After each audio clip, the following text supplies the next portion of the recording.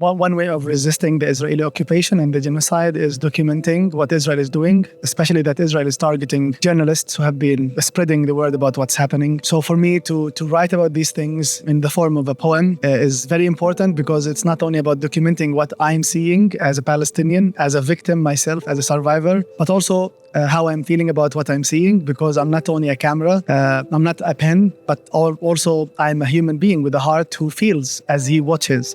So this is my own way of documenting the Israeli genocide, but also the experience of being born in a refugee camp in 1992, surviving an airstrike at the age of 16, being abducted by Israel in November 2023, away from my wife and kids, and watching my relatives and some first cousins killed with their entire families. So I'm watching this from afar, but my heart is still there, and poetry is the way for me to share what I'm seeing. I think the fact that Israel is genociding Palestinian people in Gaza, 7% of whom are refugees and their descendants, is another level of a genocide that no one is talking about, which is the erasure of entire families. I mean, from time to time, I post on my social media the family trees of those who were wiped out completely, the father, the children, and sometimes the grandchildren. And sometimes in one case, I documented in a family tree the erasure of a grandfather who was killed with his children, the wives of his children, his grandchildren, the wives of his grandchildren, and sometimes the great-grandchildren, some of whom were pregnant mothers. Israel's genocide is not only carried out against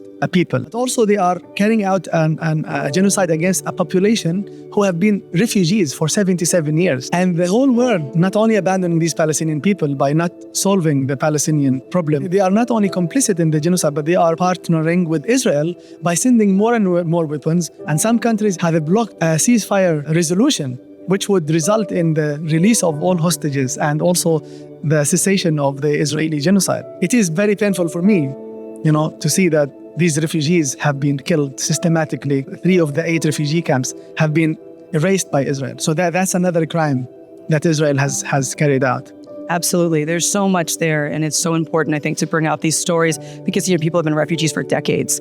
If you've been moved so many times, just how profound and deep it is to be moved so many times and then still lose your life. It's just, in so many ways, I think it's so important to uplift. And another level of the Israeli genocide is the killing of Nakba survivors, because it's true that some of the Holocaust survivors were killed or abducted on October 7th, which is tragic. But also, no one is talking about the Palestinian Nakba survivors who were killed. Not only killed after October 7th, but also before. They were buried close to the refugee camps, and their graves are destroyed by Israel. For me, Palestinian who survived the Nakba is a treasure who should care about, whose voice we should preserve. We should share the stories. We should document, make movies about these people.